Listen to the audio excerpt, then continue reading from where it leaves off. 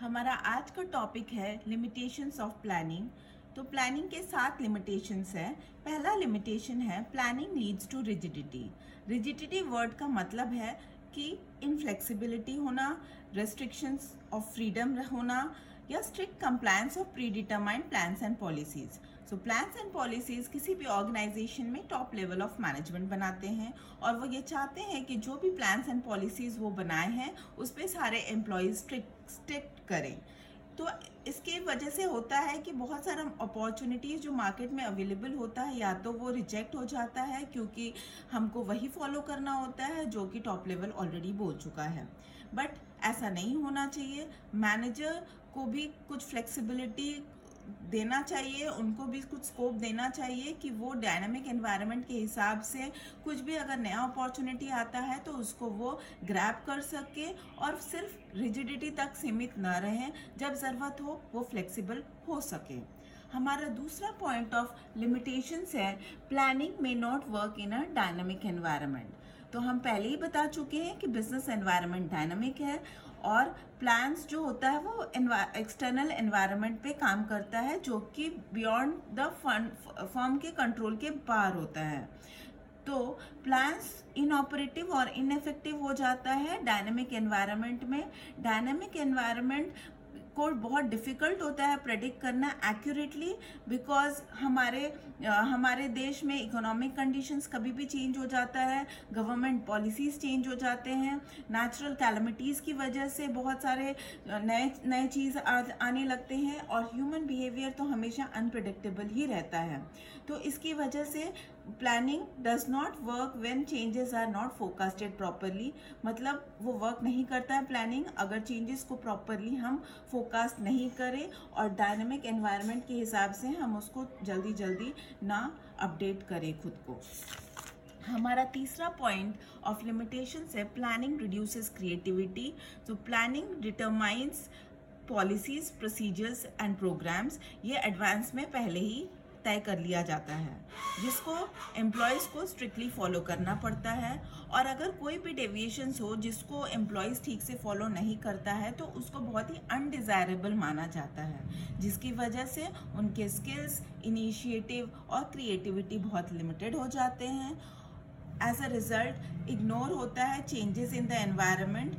Due to this organization has to forgo many opportunities और क्या होता है क्रिएटिविटी रिस्ट्रिक्टेड हो जाता है। लोग को वही फॉलो करना होता है जो ऑर्गेनाइजेशन उनको बोलता है और बहुत सारे अपॉर्चुनिटीज़ जो होते हैं उनको ऐसे ही जाने देना पड़ता है क्योंकि वो अपना क्रिएटिविटी के हिसाब से कुछ नया, कुछ अच्छा, कुछ बेहतर नहीं कर सकते हैं। अभी फोर्थ पॉइंट ऑफ लिमिटेशंस है प्लानिंग इन्वॉल्व्स ह्यूज कॉस्ट। तो बहुत ज़्यादा पैसे स्पेंड किया जाता है गैदरिंग एंड एनालिसिंग इंफॉर्मेशन में, उस डेटा ऑल्टरनेटिव्स को इवैल्यूएट करने में, एक्सपर्ट्स को देने में जैसे साइंटिस्ट या फिर टेक्निकल एक्सपर्ट्स को या इकोनॉमिस्ट को। तो ये सारे पैसे बहुत ज़्यादा स्पेंड हो जाते हैं। तो फर्म को जो भी पैसे स्पेंड होते हैं उसको जस्टिफाई करना होता है, उसके बेनिफिट्स जो उससे डेराइव होता है। जितना पैसा स्पेंड करते हैं उससे ज़्यादा हमको बेनिफिट डेराइव करना होता है, तभी वो पैसे हम जस्टिफाई कर सकते हैं। अदरवाइज जो फर्म्स का फ़ायदा नहीं हो रहा है या छोटा फर्म है या लिमिटेड फंड्स हैं, उनको ये चीज़ों को अवॉइड करना चाहिए कि वो इतना ह्यूज कॉस्ट को स्पेंड ना करें सिर्फ प्लानिंग करने के लिए।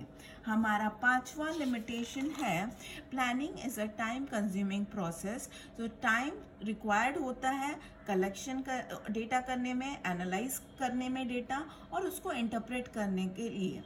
तो कभी कभी क्या होता है कि हमें इमीडिएट एक्शंस चाहिए होता है, हमें प्रॉम्प्ट डिसीजंस लेना होता है क्योंकि हमें मार्केट में बहुत सारे अपॉर्चुनिटीज़ होते हैं, उनको ग्रैब करना होता है। लेकिन ये सब प्रोसेस करने में ही बहुत सारे टाइम ऐसे ही निकल जाता है और हमारे हाथ से बहुत इंपॉर्टेंट प्रोजेक्ट्स निकल जाते हैं। हमारा 6 पॉइंट ऑफ इम्पोर्टेंस है planning does not guarantee success.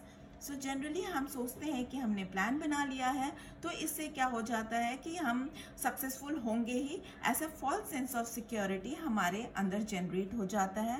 Managers generally rely करते हैं प्रीवियसली प्लान्स पे जो कि सक्सेसफुल हुआ होता है, लेकिन ये कोई ज़रूरी नहीं है जो प्लान्स पहले वर्कआउट हुए हैं वो अभी भी काम करेंगे, क्योंकि बिजनेस एनवायरनमेंट डायनामिक और कॉम्पिटिटिव है। सो आज से 5 साल पहले जो प्लान सक्सेसफुल हुए वो अभी भी सक्सेसफुल होंगे कुछ ज़रूरी नहीं है, क्योंकि डिमोनेटाइजेशन आ गया है, कोरोना आ गया है, देश का जीडीपी फॉल कर गया है। सो अडहेरेंस टू प्लान्स कोई ज़रूरी नहीं है कि हमें सक्सेस दे। और हमारा 7th या फिर कह सकते हैं लास्ट लिमिटेशंस है रिलक्टेंस टू चेंज। तो रिलक्टेंस का मतलब होता है कि जनरली एम्प्लॉयज़ रेजिस्ट करते हैं नए नए चीज़ों को अडॉप्ट करने के लिए, उनमें अनविलिंगनेस होता है न्यू तरीके से काम करने के लिए, क्योंकि वो अकस्टम्ड होते हैं ओल्ड वे ऑफ मेथड का काम से ही। सो एज ए रिजल्ट क्या होता है, फेलियर ऑफ न्यू प्लान्स हो जाते हैं। जैसे एग्जाम्पल मैं बोलती हूँ कि जब कंप्यूटर आया था इंडिया में और बैंक जब उसको इम्प्लीमेंट करने लगा था तो बैंक के लोगों ने इसे रेजिस्ट किया था, क्योंकि उनको लग रहा था कि ये उनके काम को उनको ये करने में उतना आराम नहीं है, बहुत तकलीफ है, बहुत नई नई चीज़ें सीखनी पड़ेंगी, टेक्नोलॉजिकली उनको अपग्रेड होना पड़ेगा। एज अ रिजल्ट वो इसको न्यू वे को नहीं अपना रहे थे, बट मैनेजमेंट और मैनेजर्स इसको कन्विंस करके उनको ये करवा दिए थे। लेकिन जनरली लोग रेजिस्टेंस टू चेंज होते हैं, रिलक्टेंट टू चेंज होते हैं।